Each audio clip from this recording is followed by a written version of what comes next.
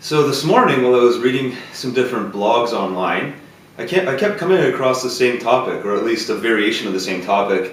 It was the idea of, what's stopping people from taking an initial action, or diving in and just doing something that they've previously been throwing excuses up as to why they couldn't do it. And it's funny, whenever I read these kind of things, I almost start thinking about the opposite, or another angle to creatively look at the way I've implemented these kind of things in my life. And it got me thinking about when I first got into business for myself.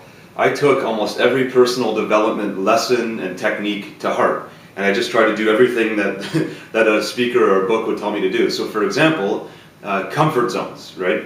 Everybody knows that if you don't stretch your comfort zones and you don't move out of your comfort zones, you're just going to be stuck and you're going to stay there forever. And I kind of looked, and I was almost in this anger state of mind. It's like, I've been so scared to try anything. I'm just going to start doing bigger and crazier things and just break myself free of comfort zones. And so one of those things was, when I first started my business, I started calling myself a professional speaker, even though I didn't really have any training. I had a little bit of the training, but not much.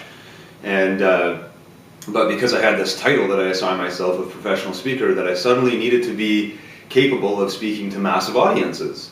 And by massive, that really could have meant any size audience, because I hadn't really spoken before, other than a few smaller opportunities, tiny little audiences. So I started taking on projects and taking on speaking engagements regardless of size. And it was really, really early in my career, and I took this talk at a high school graduation to do, to kind of do like a motivational thing for 15, 20 minutes. There's a couple hundred people in the audience, and I still remember to this day, I took it just knowing that I had to stretch my comfort zone. Even taking it, I started freaking out, like, should I really be doing this? And I remember, like, the couple minutes leading up to my talk, before I went up on stage, I was literally just freaking out. Like, it's almost like my brain was reacting to the situation as though my life was in danger. Like, my heart was racing, almost felt like I was out of control. And the reason I want to bring this up is because I think it's important to note that stretching your comfort zone is important, but in that case, it actually hurt me, because I did that talk. It turned out okay. It wasn't my best talk, and I probably beat myself up over it more than I should have. But I created this almost fear response to speaking, and it took me a while to get over that, because it was almost like I went a little bit too far out of my comfort zone, and it created like this fearful idea of speaking is not going to be fun anymore.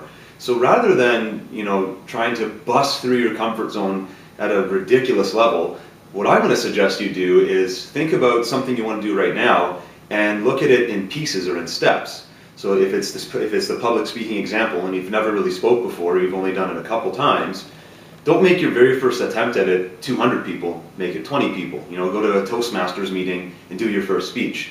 Or, maybe look at a seminar that's happening and ask to do like a 5-minute guest talk on something that you're good at, right? Do that 5 or 6 times and see, maybe you're even nervous doing that, and get a little bit of level of comfort with that before moving on to the next step, which might be a 50-person audience or a 60-person audience.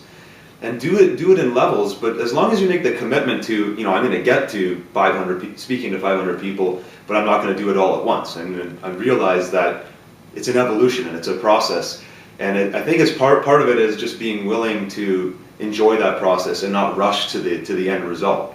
So yes, break your comfort zones, do those things that move you out and try new things, but don't go so far beyond that you're actually going to make it worse and scare yourself to ever want to try it again.